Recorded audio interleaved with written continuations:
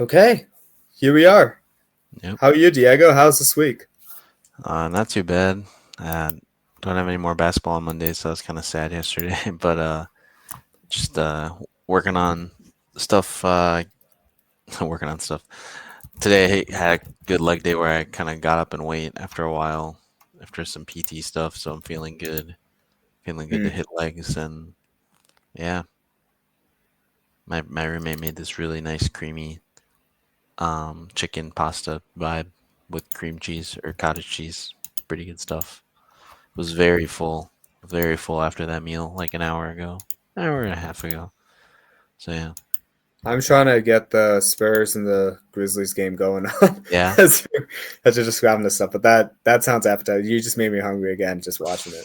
yeah, yeah. I mean, see, I was like in between getting on the podcast and finishing my dinner. I was like, what should I watch? And at first, I was like, I don't know. That Grizzlies Spurs game doesn't interest me. No Wemby, Jaws. The Grizzlies are kind of depressing. Besides Cedric Coward, that's pretty fun. I know he's playing well. And now, right now, I have a Nets Celtics, and I was like, remember where this was in 2022? 2022 is still kind of both 21 and 22. They were both kind of washed as one way, but there were two teams that were supposedly competitive and in a rivalry, and now they're kind of not that good. But yeah, Do you trade Ja? Like I don't know.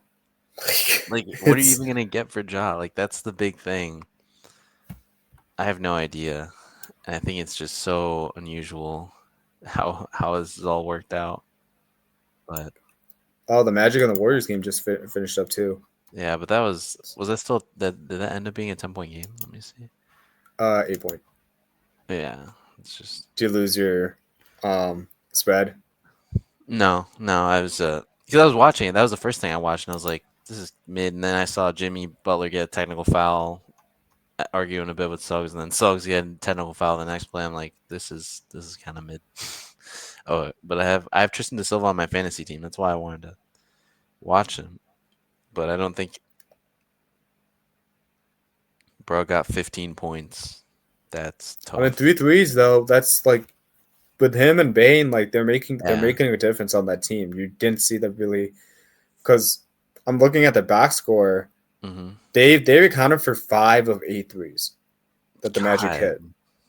8 Like just threes just made. just imagine if those two players were off the team and like the Oh Magic had to find some offensive rhythm.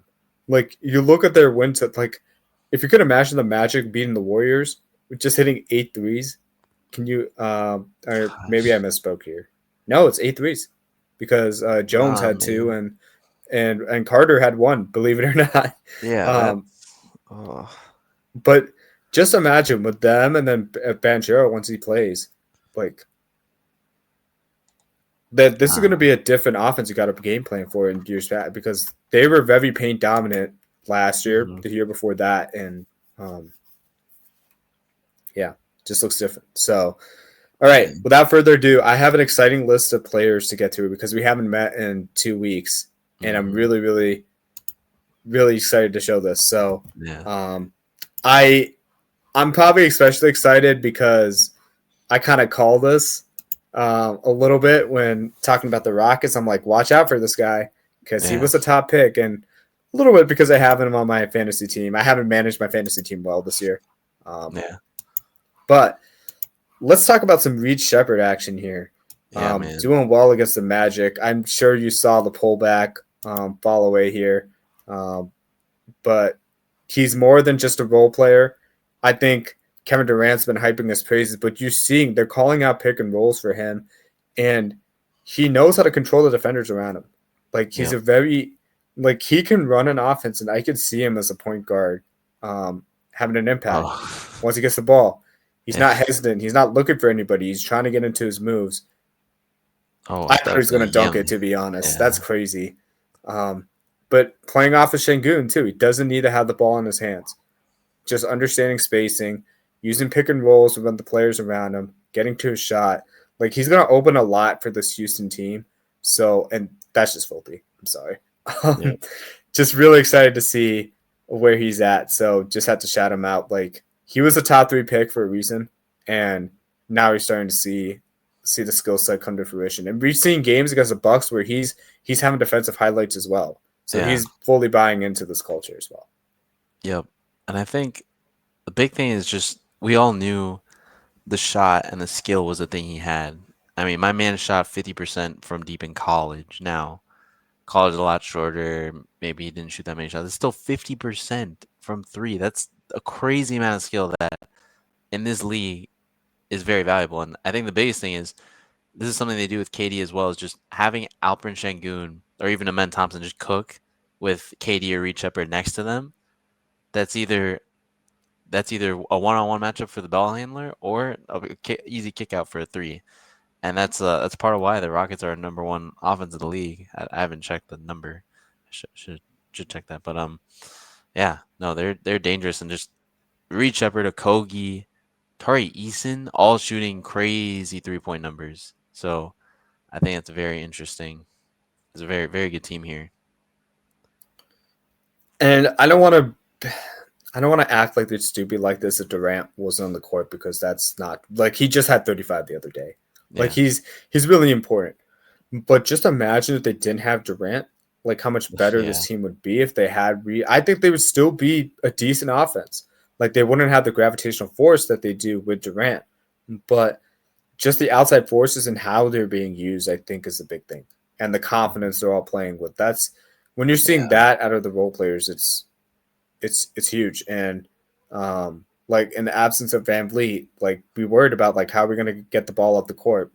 This guy seems to have no problem with that. So Yep, and there have been I've seen when I watched the Rockets play the Spurs a few weeks ago. There was a play where Reed Sheppard has the ball and Kevin Durant is wide open, not for a shot, just on the fast break, and Reed Sheppard's like, "Nope, I'm pulling this." Like that takes some real like balls to just say, "Yo, one of the most polished scorers of all time, you're not getting the ball. I'm shooting the ball." And I mean, it's kind of valid because I mean, Reed Sheppard's a great player, and the big thing is the defense. He's really good with his hands, so that's been helpful. But he's still, no matter what, he's gonna get bodied, gonna get hunted. So I think as long as he and brings even the some of the offense, he should threes be he's hitting, fine. like he's not just stepping right on the line and shooting it. He's shooting it Hmm. from distance. Yeah, So like the thing about college, like I'm not worried about it at all. Like once you have the accuracy is the big thing. Like hmm, that's what that number tells me because as long as he is comfortable with his shooting motion and like trusting his hand-eye coordination, the distance doesn't matter, not in this day and age, yep. honestly. Like No, we've seen yeah, too many players shoot from that far out where it's not a matter of distance. You're getting enough power. It's more of like, do you understand defenses and what defenders are trying to do to you? And you clearly see in these clips he is. So yeah, um, yeah. yeah. B Shepherd, dog. Hmm. All right, Alex Sarr, top pick. I know he's on the Wizards, but he is playing he is playing to the teeth of what he's supposed to do. Like he Yep. is having phenomenal past like week, 2 weeks, and just want to highlight what he's doing well. So I think this is McCollum driving kick, not doing anything fancy, just rolling. But look at how he Mm, follows through with the effort. This is what you want to see. Like he's a little way at the top of the key, yep. following that, and setting screens at the 3 point line, like all the way out, and still managing to get deep into the paint. Like it seems very intentional. He's not uber aggressive. I he's being savvy with how he's getting his looks. I think is the best way to describe it. Yep. And oh yeah, by the way, he has this as Wide well. open. So Yeah.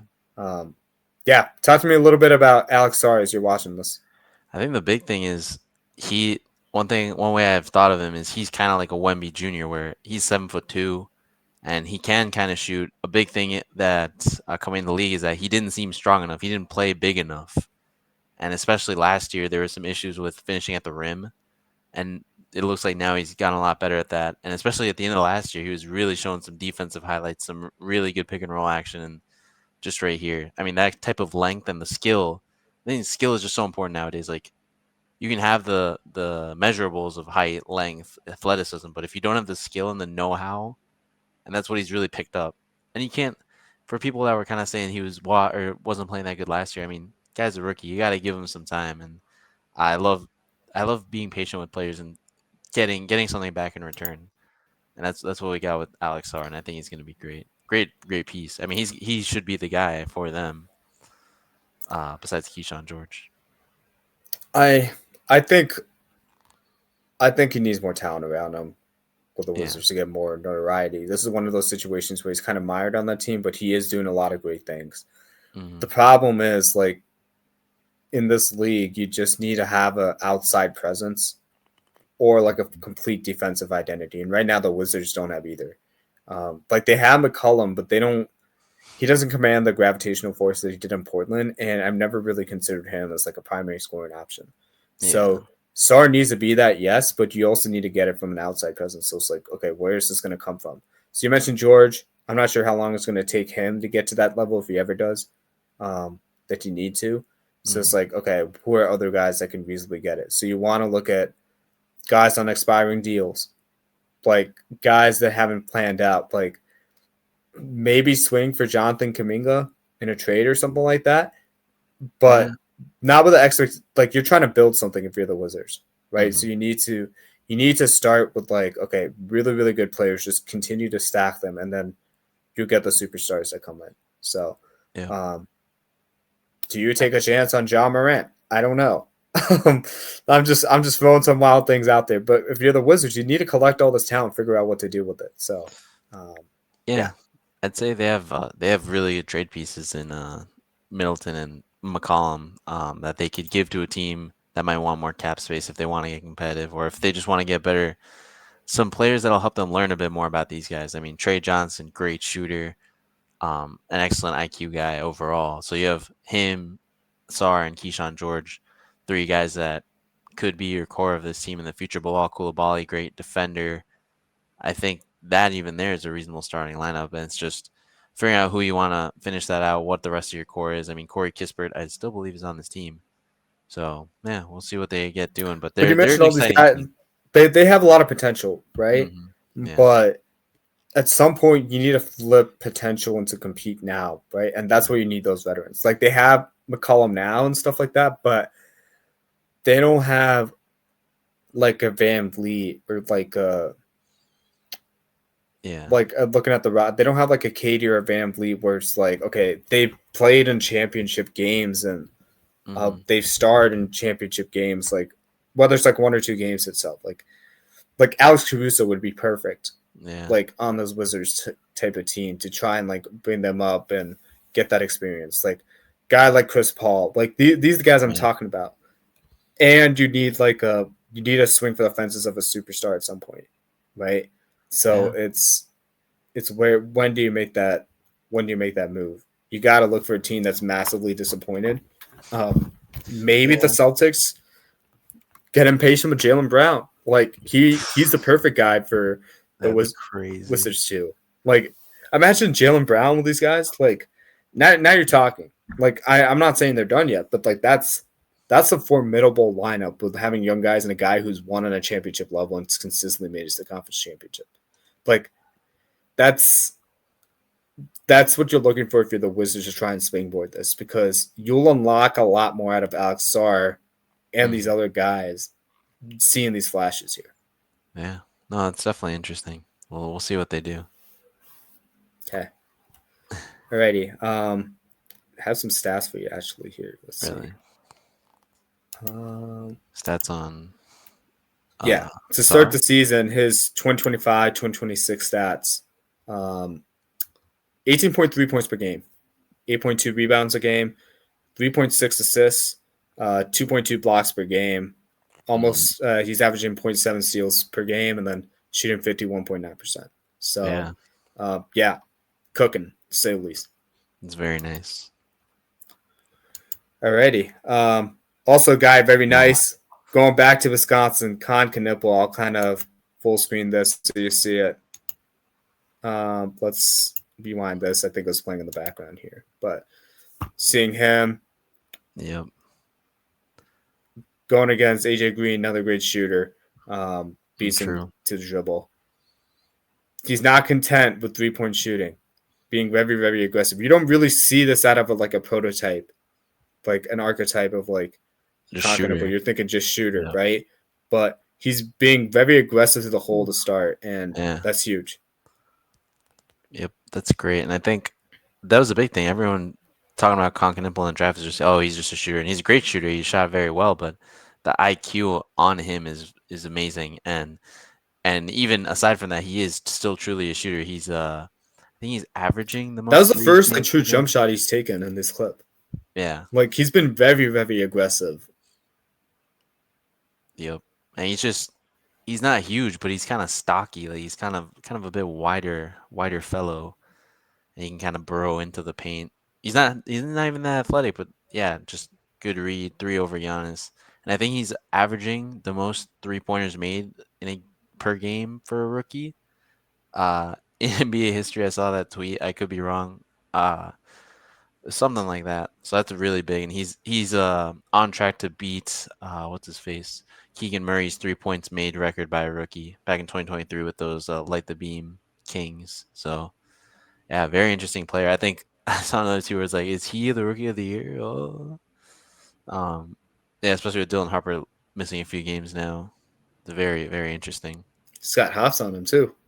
Yep, I love it. And he's literally just a perfect guy to fill in that spot for Brandon Miller. I'm so mad. I have Brandon Miller on my fantasy team. He's played one game and he played well, but just one game. Look at Just that. imagine him and LaMelo, Boom. like just crazy. Yep. Wow. Yeah, he could be so good. And Yeah, he's just from a a Kon basketball Knueppel family. appreciating approach here. Yeah, no, and that helps. That helps when you're trying to develop your skills in the league. Always competing Yep. within the family. And Or I you think don't need to have friends to shoot around when you could just hoop in your backyard, I guess. yeah, and I think for this game in Milwaukee, there was a report that he had 2,000 friends and family come to this game to see him because he's from Wisconsin. Like that's crazy. Two Yeah, thousand. yeah. I'm like I don't know if I believe that, man. That's a lot. he But must have a also, lot of I'm looking at friends. the stands right now for the NBA Cup. Yeah, That's a lot, man. I don't know. That seems made up to me, but I mean, we'll see. it makes the it's a perfect reason why I played well, I guess. Yeah, He felt like I can't mess this up, but true. yeah, 32 points off of only 4 threes Yeah, really shows like the full arsenal. I think from just watching. So, Kon Knueppel, nice job hyper over here. efficient. Yep. All right, Jalen Duren. Happy birthday to Yeah, him. man. Didn't know it was his birthday. Really. Let's God, he's don't love that, 22, but whatever. bro. Yeah, I mean, I'm not gonna pretend like these are just look at Oh, Jalen Duren. He's so versatile. He's doing so much, but like I think for his position group and what he's doing exactly what you need. He's in the right positions. great He's hand. finding opportunities. He's running hard. He's not stopping. And look, gets rewarded with a Uh, dunk. Like for for a guy playing alongside Cade, look at the oh, footwork too. Like yep. his game is. I'm not gonna act like he's invented something new, but it's very subtle. But he knows him. He knows himself well and gets in the right position every single time. So very high IQ. Um, knows how to play around his teammates, know who he is, and there's a reason why he's being so successful this season for Pistons team that's number one in the conference right now. Yeah. Oh man. In that last clip there from the Pacers Pistons game, I think yesterday or 2 days ago, there was one clip where he's being guarded by J Huff. J Huff is disrespecting him in the mid range, and he just hits like a cross tween behind, too much space, mid range shot. And this is something back about yeah, back about 2 years ago when I went to watch the Pistons play against the Spurs versus Wemby, and this was the worst of the Pistons, and they're just at times they're just letting Jalen Duren bring the ball up, and he has that kind of handling ability, some slight passing. You don't see it as much here because he doesn't need to do it, but I think his abilities are big, and the skill he has, he's refrigerator like level of center, and he has those kind of moves is deadly. I don't think he's 22 years old and built like a grown man. Like he's literally just unmovable force or unmovable object. And I'm excited to see. I love the Pistons right now. You got the motorcade Cunningham, Ooh, that's a great move. and just yeah. Oh, and Cade also signed a extension with Nike to get his own signature shoe in 2 years. So look out for that. This could be a great season for the Pistons. I'm so excited. I'm not. They're in the same division, but I mean, props to them. They're playing Ah, well. So yeah, just being violent. Again, he knows who he is, so he's not trying to like. You see a lot of big guys just like spot up for three and not getting content with being inside. Not him. He knows who he is and he's doing what he can. So I mean, yep. you always gotta give him props. So And nice job, Jalen Duren. one big thing on one All of those right, clips is he's playing with Isaiah Stewart. And Isaiah Stewart being able to shoot now, getting both of those guys on a lineup playing defense is scary. I think that's it's a crazy helpful. thought, man. Yeah. Yeah. We're good for the next one. Can't believe he's 22. Alrighty, yeah. I mean, future's bright. Yes. Come Then on. Wait, that that wasn't enough. replay that shot. Yeah. Look. That was the one. Yeah. Look at this. So boom, boom. J Huff, too much space. I'm hitting that. That's crazy. He's just taking guys to the rim. Post fade away. Oh my god, this is so great. So these are all like he can carry the offense That's if a he's tough. on the squad by himself on the court as in terms of like piston. Like look at this. Okay, this is it. Oh, oh, love it. I love it, man. It's just nice. Never mind about subtle, man. Exactly. Yeah, I mean, the fact like when you're playing with that much violence and stuff, like what do you do as a defense? Do you pack the paint? You seeing two or three guys always around him when the ball goes up because Hmm. they know what kind of force he is on his own. So like I don't fault that Pacers defender for backing up constantly while he's making his Yeah. move because it's like, okay, if I'm gonna get B, he's gonna make this filthy move on me. And if he's making that, then you just gotta shake his hand at that point. It's just Just unfair what he has. unstoppable. Yeah. Look, just Wow. burrowing into the paint. Oh my god. It's like one of us playing against like third graders is what it looks like. Like you just so strong. Yeah, as long as he keeps this up and doesn't get full of himself, like this is sky's the limit for him. So Jalen Duren, fantastic player. Balling off. Alrighty, last one for us. Another 32-point performance. Moses Moody. Um, okay. Um, yeah. So this, I'm not going to pretend like he's creating the three on his own, but again, understanding positioning, like playing outside Curry, he's constantly drifting to the wing. That's exactly teach tape what you're supposed to do. Confidence in his 3-point shot. Coach. 21 points in the first quarter, crazy. They're leaving him open, but again, when that happens, you do what you do. You just keep shooting it. This is what the Warriors needed. When you have a guy like Curry who commands so much of attention, Draymond, Jimmy, like you're gonna get looks like these, and it's up to you to capitalize. And he clearly did. So Yeah. props to him here. It's mostly threes when you're looking at this. That one is just at that point you can't do anything. Yeah. He's already in rhythm, and like if he makes that, it's just good night. Like these Oof. these others, it's just this is what happens if you don't play good defense. To be honest, but like that one, he's That's like not just a shooter. Like yeah. that's just very aggressive. I like how he attacks the defender instead of like waits for him to block it and try to make a move around. Like Hmm. again, very confident, aggressive to the rim as well. Very impressive stuff from Moses Moody.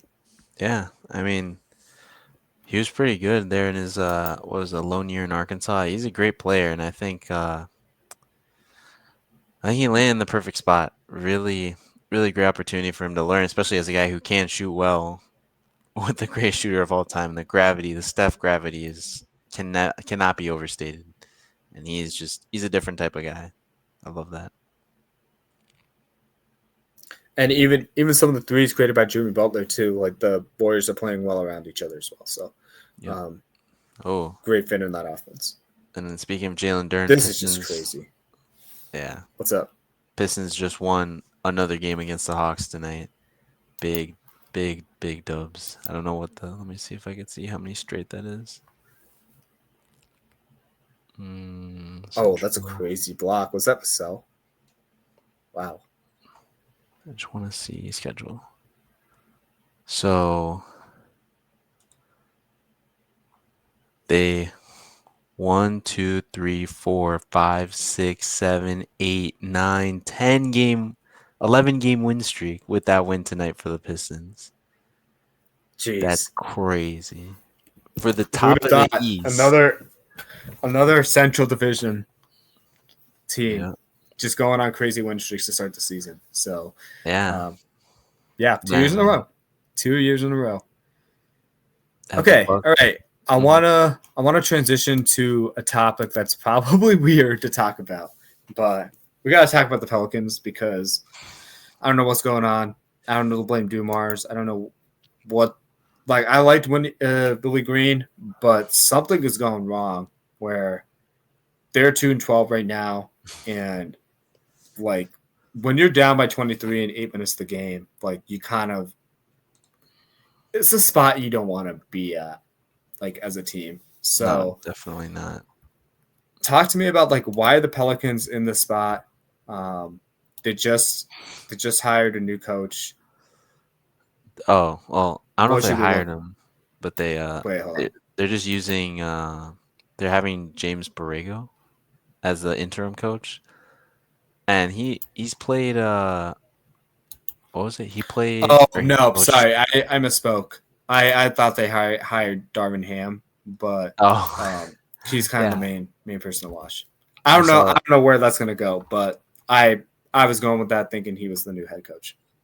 Yeah, no, I saw that report too. That so someone said that, and then like the Pelicans are looking at Darvin Ham to hire him, and then someone tweeted, "Oh man, the Pelicans want to go on a generational in-season tournament run because he's won two. I think he's won the last two. So that's pretty funny. Or he was on teams where they won. But yeah, I think the biggest thing is somehow somehow you just have injuries, no matter what. DeJounte Murray can't stay healthy. A guy you trade Dyson Daniels for, who ends up being sixth man of the year the next year, for him, he can't play. We don't even have to talk about Zion, who can never play. Even this year, I actually had some hope because he looks skinny. He looks different, yet he can't play. And we all knew that was kind of what really changed between this year and last year. Nothing much. But I think the biggest issue is you go out and make this trade for Derek Queen, who Derek Queen's been great, but you lose your draft pick. The only benefit of being bad this year, and you go throw it away for Derek Queen, who can be good, but who I would like to be in that room and ask all of the leadership for the Pelicans to be like, who here thought you guys were gonna win, go over 500 this year? And I want to count that number and get a percentage because I know for a fact there's no way more than 50% of the people in that office had like front office thought they were gonna win more than 40 games with this team because you Not can't in that trust Zion. how in that conference? Like how are you Exactly. gonna do it? Like I think right now the Hawks have the fourth best odds of winning the lottery in a 2026 draft. That's Gosh. crazy talented, and like, and you did this move to get Queen like at what 13, Yeah. and like this is not the only chance that they taken. They relied too much on Zion Williamson being healthy. They traded for Brandon Ingram. It's I think the whole Weaver selection was just Hmm. like my questions. Like they drafted Killian Hayes number 7 in 2020. Yeah. Yeah. Like In it's Detroit. and keep in mind, Tyrese Halliburton was still on the board when this happened. Um, like it's Yeah. I don't know. I don't know. It's to make that move after like selecting Jeremiah Fears the 7th pick just seemed very extreme. So I don't like it's a lot of the decisions that happened recently, and then even like just over the course of time, just caused me to question what the Pelicans are doing. Despite like when they get the players, it's like, oh wow, this looks great. They just haven't built their team the right way. They kind of just been like going all in for these players, but they're not an all in team when you think about it because they got a young head coach trying to develop all this talent. But it's like, Yeah. why are you making this trade for Brandon Ingram then? Because that suggests like you have a lot of promise you have a experienced head coach to navigate the waters, but Hmm. you're not. The reality is you're not in that spot. So Yep. it just seemed from like a whole philosophy didn't make sense. Yeah, unfortunately to me, I just think you can't. You have to do what the Sixers did. Somehow build your team to not depend on Zion because you can't depend on him. The one season the Sixers do that, and they don't depend on Embiid and Paul George. What? Let's see where they are. They're sixth in the East and had a great run to start the year. And yeah, maybe it's gone off, tailed off a little bit, but they have infinitely more hope now than they have for the past 2 years because they're not depending on a player that can't play. So I think that's your first step. You have to do something about Zion, and it's either trade him, which is unfortunate, or I mean, I know for a fact some of the contract he has isn't fully guaranteed because you know that you at least they had some foresight to think we can't fully trust Zion, unfortunately, and really just put the ball in Trey Murphy the third's hands, Jordan Poole, I guess, or the young guys, and then just fire sale everyone. Because I know you can get picks for Herb Jones. You can get picks and a player for Trey Murphy the third for sure. And just those two guys at least can get you something. And the rest of the guys, you just go off vibes for the rest of the season and start the young guys and maybe, maybe have a pick this year or in the future. But that's the worst thing. You can't give up your picks when last year you were bad. The year before you were bad. The last time they were kind of good was in 2021, I believe, when Zion played 50 But games. even the players they're trading for, like why are you trading for Jordan Poole and Brandon Ingram? Yeah. Like they're not the players you want to trade for to surround like what like Brandon Ingram, I understand. But Jordan Poole did not make sense at all. Like it's Yeah. you have like primary options already. The only reason you go for Jordan Poole is like you don't have primary option at all. Hmm. But he does things that are that they already had problems in, which is like just team defense. Like Yeah. he's not going to add to that. He's a really bad defender, and like unless he has the ball in his hands, like he's not a reliable like player off the ball. And how Hmm. like you're going to ask Brandon Ingram and Zion Williamson to play off the ball a lot more for Jordan Poole, Yeah. or like two of those guys are going to have to play out the like it just didn't make sense from like how do you build this team? And it's like, okay, did you trade for him to play on the bench? Like it, I don't know. I think there were better options than going for Jordan Poole, like wasting the draft capital, obviously, to get Derek Queen, who you probably could have got later.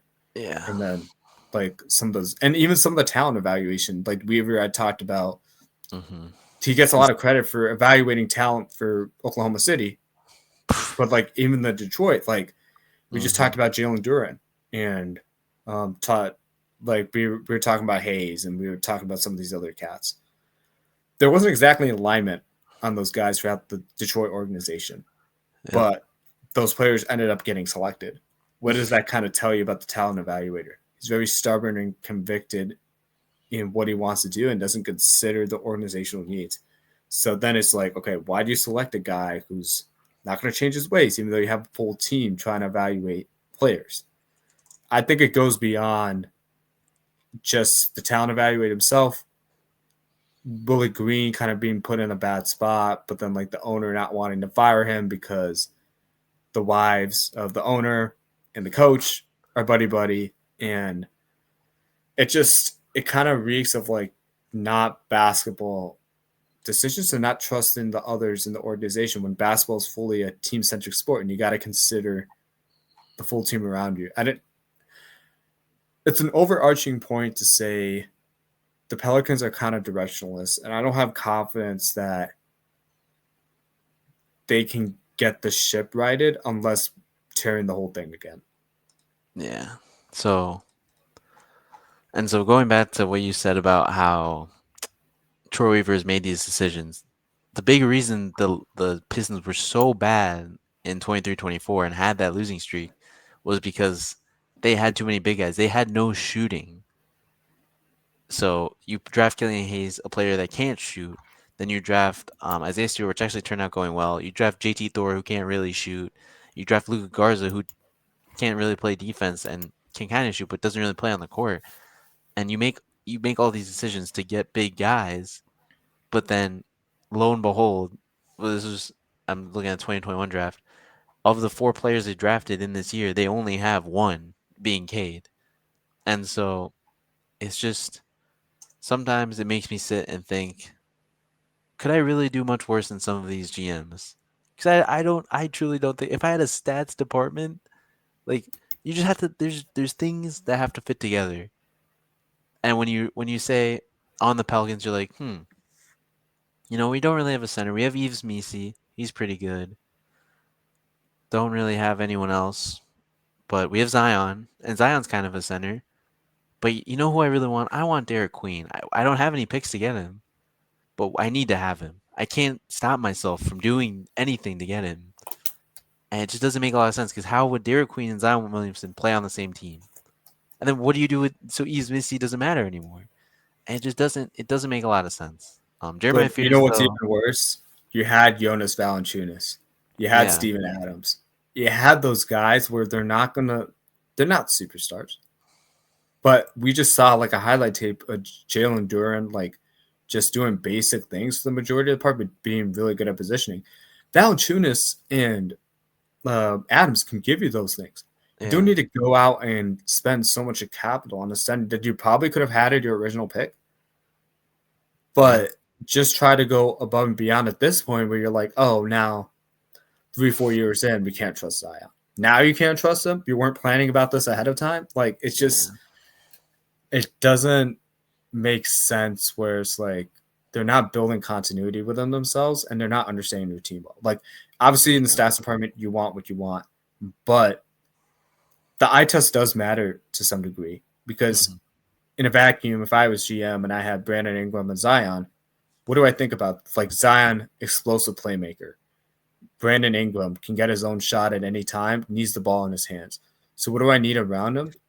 I need catch and shoot personnel. I need guys that are gonna run the floor, like play tight defense. Like that's what I want. Like Herb Jones, perfect fit.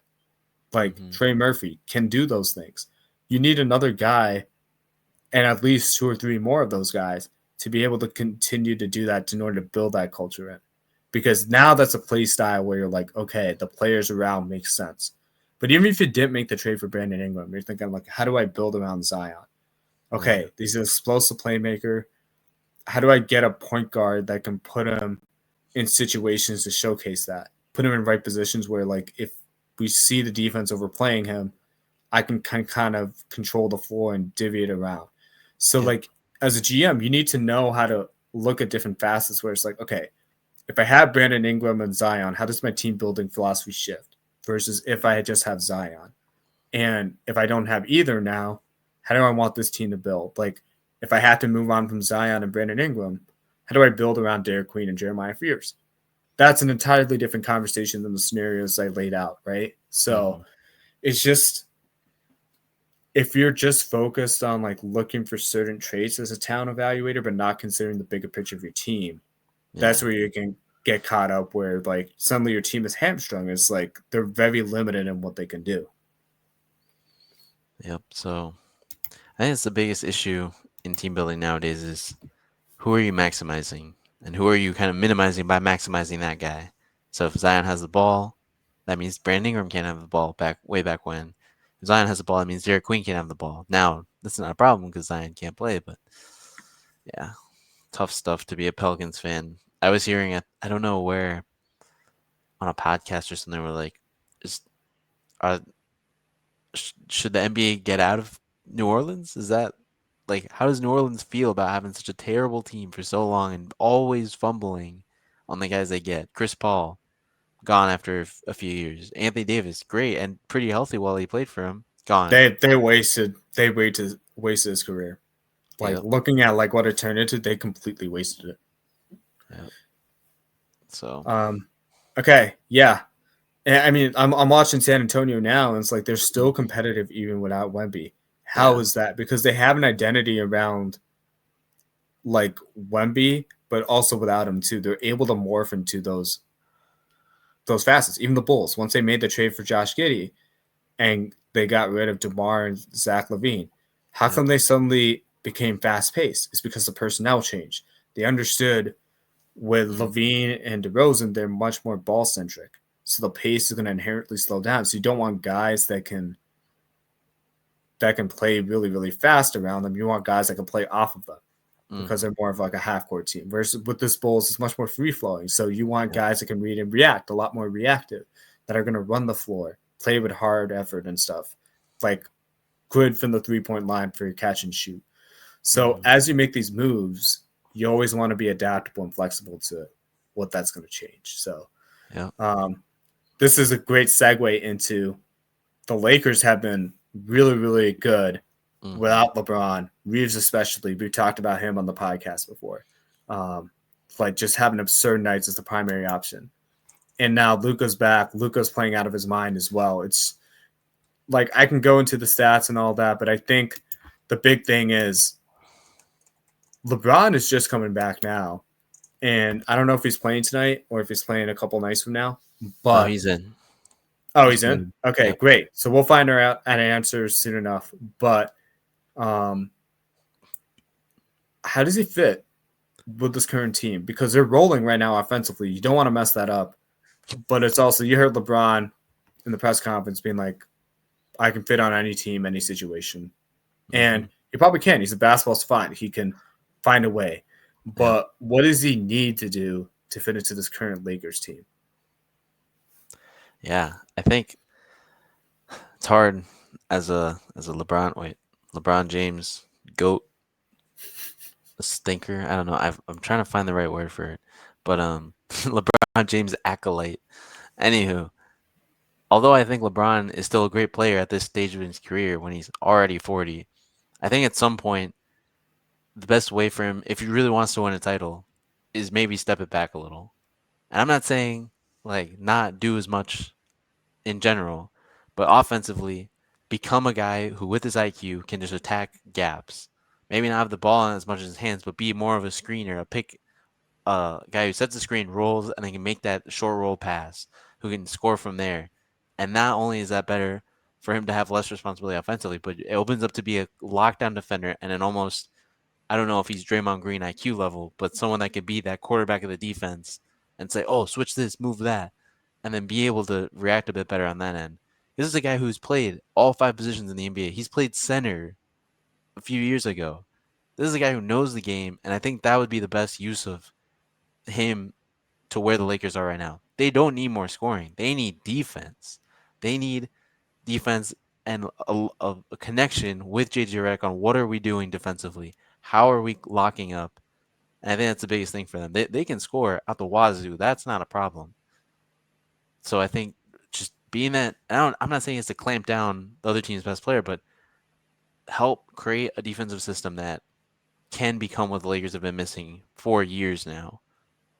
So yeah, since their 2020 I was about to say, he is over 40, Diego. So it's be a lot to ask for him to try and like go 1-on-1 against the team's best offensive player every single game. Like that's not what he should be asked to do in his point of his career, but he's seen so much basketball to your credit that he can call out certain patterns and whatnot.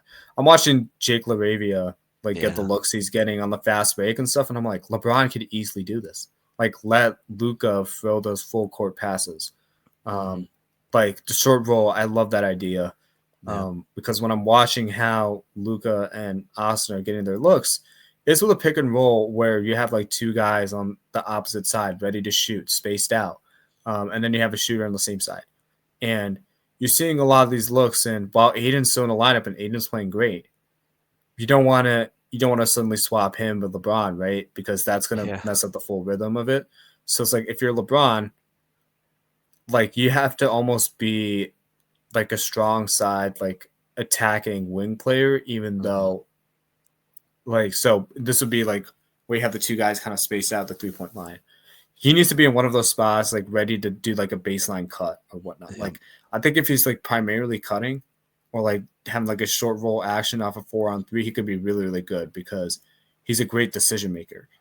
And I think leaning into that offensively will help them not skip a beat.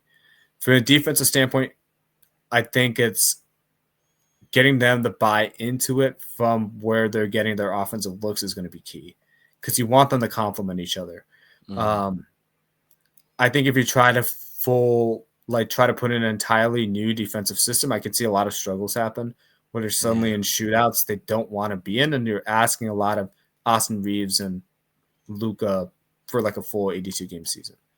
So that's the one fear I have. So if you adopt this completely new defensive system because you're like, oh, we're trash on defense. That's going to be a transition to like you got to be prepared for it. Are the Lakers willing to do that in a tight Western Conference? They have the bandwidth to do it before the end of the year.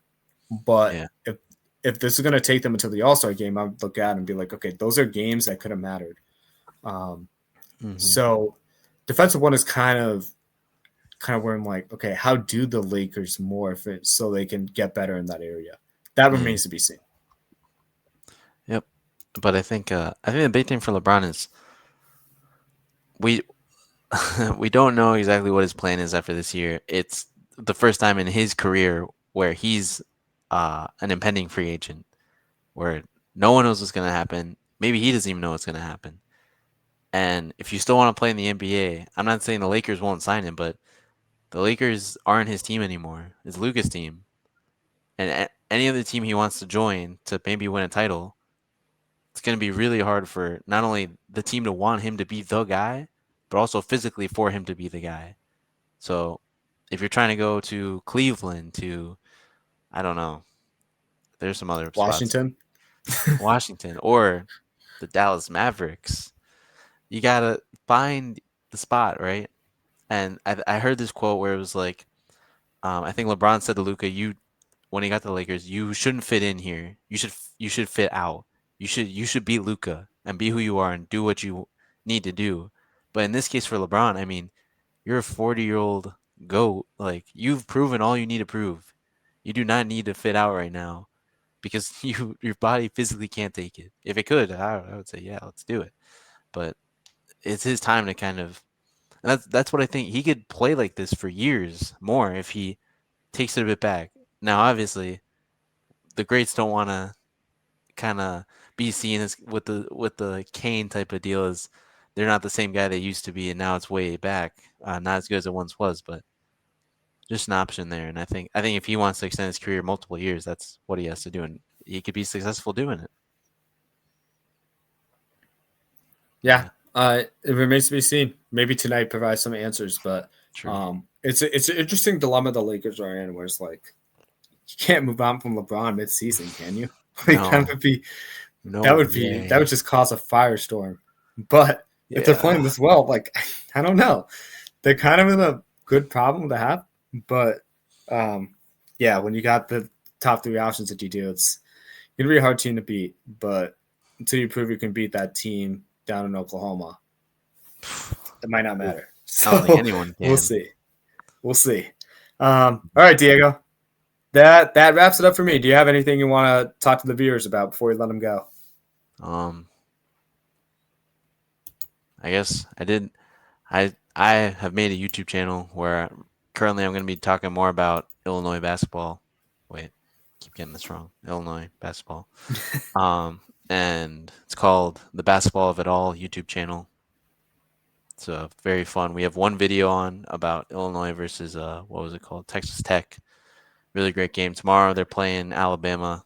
I don't know when I'm going to be able to really get film on it because going back home this weekend and I have a bunch of other stuff to do in school, which is kind of lame. But yeah, that's what I'm going to be trying to do.